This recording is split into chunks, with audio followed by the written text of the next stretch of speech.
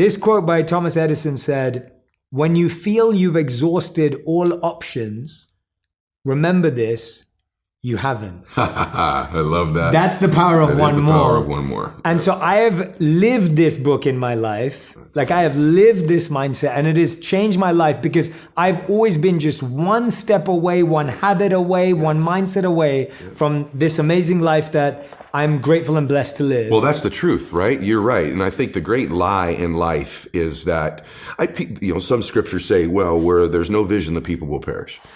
Whatever your scriptures are. Really, do you have no vision? If you ask the average person, you want to be happy or sad? What's your vision? They'd say, I want to be happy. You want to be rich or poor? Most people say, I'd like to be rich. Do you want to contribute or make no difference in the world? I want to contribute. Do you want beautiful memories or no memories? I want memories. So there's a vision.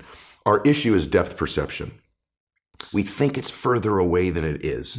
And because we think it's so far away, Jay, we create patterns and behaviors in our life that perpetually keep it there. Ooh. And that's what we do in our life. But what if that's the great lie of life? And what if the truth is that you're one relationship away, one meeting away, one conversation, one podcast, one interview, one new thought, one new emotion, one new tactic or strategy away from completely changing the trajectory of your life. And everyone that you and I know that we both work with, that we're blessed to work with in our lives, the truth is it was one decision, one meeting, one extra rep, one more phone call, one thing they did that changed their trajectory. And then the question then becomes, how do I do it? And so the strategies are in the book, but conceptually, that's 100% how you change your life. Yeah, and you're so right. I was thinking about this morning. Last year, I had a double hernia surgery on the front. So I couldn't walk for about a month. And when I say I couldn't walk, I mean I literally couldn't move. Oh my gosh. It was I felt like I was teaching myself to walk again. That's how it felt. It's really interesting what you just said about how we perpetually push it far away. I would wake up every morning and my mind or my initial mindset was it will be gone today. Yeah. It must have gone today. Today it will be fully healed. I'll be fine today. And I would wake up and I wouldn't be. And I would feel like healing was so far away. Yes. It would be 80% away that I was missing out on the 1% change since yesterday. You got it. Since yesterday, I made 1% change. I wasn't feeling the same pain in my nerves. I was able to be flexible by 1% more. Yes. And I was missing out on all of that because I was so obsessed with how far I was. That's the journey. And what happens is when you live with an expectation that these one mores exist, the reticular activating system in your mind filters them into your awareness. I call it the matrix in the second chapter of the book. When you wake up believing, hey, I'm one decision away, I'm one meeting away, one relationship away, that's not hokey. Your mind begins to filter the people, places, and things into your awareness. You develop something called sensory acuity. You hear conversations you weren't hearing. We've all had that experience where we're on an airplane. I can't stop hearing these people over here. Or you walk in a loud room, but you can hear your own name auditorily over all the other names in the room. That's because it's important to you and it matters. You see things.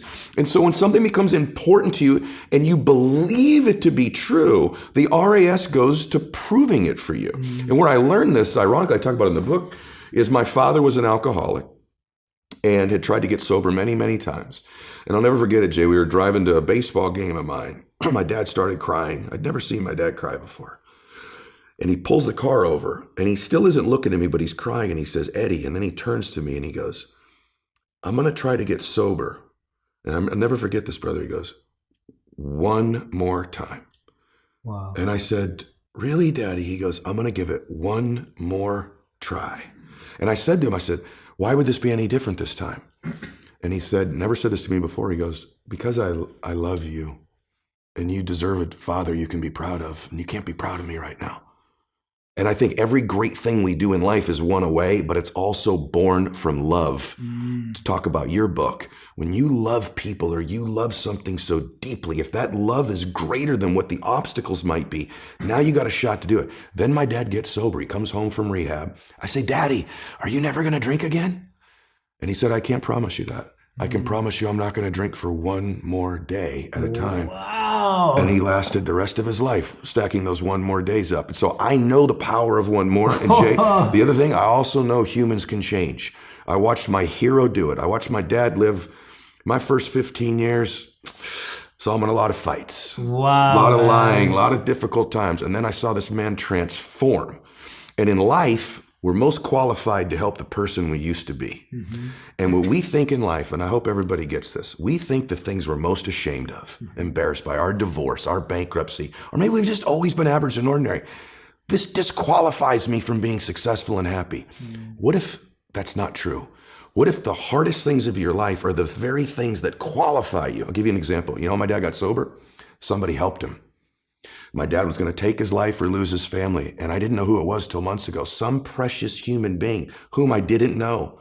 In my dad's darkest hour of his life, Jay said, I'll help you. I'll help you. Little did that person know I'd be his son, and I'd help millions of people, and I'd be on Jay Shetty show, and we both help millions of people. And the more ironic thing that this person helped my dad is what qualified them to help my dad. They were a drunk.